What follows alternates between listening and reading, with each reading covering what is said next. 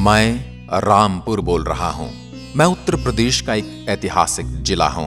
मैं वही रामपुर हूं जहां का रामपुरी चाकू बड़ा प्रसिद्ध है। इन्हें रामपुरी चाकू कहा जाता है।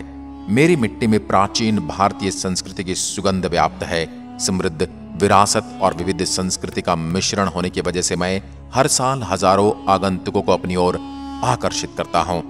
कई सालों तक मुझ पर नवाबों का अधिकार रहा और मैं उनकी राजधानी के रूप में प्रसिद्ध रहा हूं। आज भी मुझे नवाबों की नगरी से लोग पुकारते हैं। नवाबों के अलावा मुझ पर रोहिलाओं, मराठा और राजपूतों ने भी शासन किया है। मैं लखनऊ के बाद नवाबों का शहर कहलाता हूं और इसी वजह से मेरा इतिहास और भी खास और भव्य हो जाता है। अंग्रेजों के शासनकाल से पहले मैं एक स्वतंत्र रियासत हुआ करता था। यहाँ नवाबों का ही राज रहा है। जब भारत अंग्रेजी हुकूमत से आज़ाद हुआ और 15 अगस्त 1947 को भारत को पूरी तरह से स्वतंत्रता मिल गई, लेकिन मैं तब भी पूरी तरह से नवाबों के नियंत्रण में था। जहां पूरा देश की आज़ादी का जश्न मना रहा था, वहीं मैंने अपनी आज़ादी 1947 में मनाई थी, जब पूरा देश 15 अगस्त 1947 को आज़ादी का जश्न मना रहा था। तब मेरे लोग हंगामा कर रहे थे। कुछ तो मुझे पाकिस्तान में मिलाने की बात भी कर रहे थे। नवाबों के शासनकाल के दौरान सल्तनत के पहले शासक नवाब फैसला खान ने मेरा नाम फैजाबाद रखने का प्रस्ताव रखा था, लेकिन उस समय ऐसी कई और भी जगह थी जिनका नाम फैजाबाद था और इसी वजह से मेरा नाम मुस्तफाबाद रखा गया था। मुगलों के शासनकाल से पहले 1200 से 1003 ईस्वी तक मुझ पर कठेर राजपूतों का शासनकाल रहा। राम सिंह उस दौरान यहाँ के राजा थे, जिनके नाम पर मुझ में 4 छोटे छोटे गांवों के समूह बनाए गए थे और मेरी स्थापना की गई थी। अगर आप मुझे किसी बाहरी शहर से देखने आने वाले हैं तो मैं भारत की राजधानी दिल्ली से 166 किलोमीटर की दूरी पर बसा हूं और उत्तर प्रदेश की राजधानी लखनऊ से मेरी दूरी 318 किलोमीटर है। मेरी सीमाएं 2360 वर्ग किलोमीटर में फैली हुई हैं, जिसमें 23 लाख से ज्यादा की जनसंख्या बसी हुई है।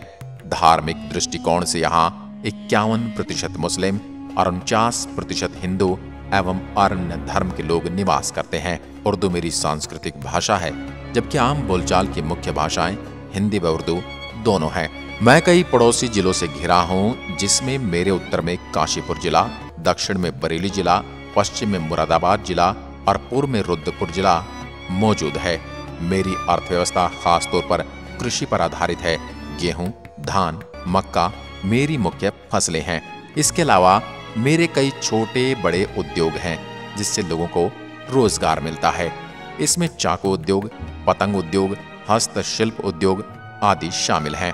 मेरा पतंग उद्योग सबसे पुराना उद्योग है और मेरी बनाई गई पतंगे पूरे उत्तर प्रदेश में निर्यात की जाती हैं। दोस्तों, एक वो भी समय था जब मैं एक रियासत हुआ करता था और यहाँ नवाबों के ठाट बाट चलते थे। मैं हर सुविधा से भरपूर था, लेकिन जैसे यहाँ नवाबों का दौर खत्म हुआ, मेरी हालत थोड़ी बिगड़ने लगी। आज मैं रहने के लिहाज से सबसे खराब शहर बनकर रह गया हूँ। मेरे आसपास मौजूद ऐसी कई ऐतिहासिक इमारतें हैं जिन्हें नवाबों ने बनवाया था, जो कि अपनी बेशुमार दौलत के लिए जाने जाते थे, और आज उन नवाबों के वंशज आपस में अपनी संपत्ति को लेकर लड़ रहे हैं। मुझे मेरे सुंदर पर्यटन स्थलों के लिए भी जाना जाता है और इसी वजह से हर साल लाखों सैलानी मेरी सुंदरता देखने आते हैं। आइए फिर एक नजर डाल देते हैं मेरे उन पर्यटन स्थलों पर जिनके बिना मेरा भ्रमण बिल्कुल भी पूरा नहीं है।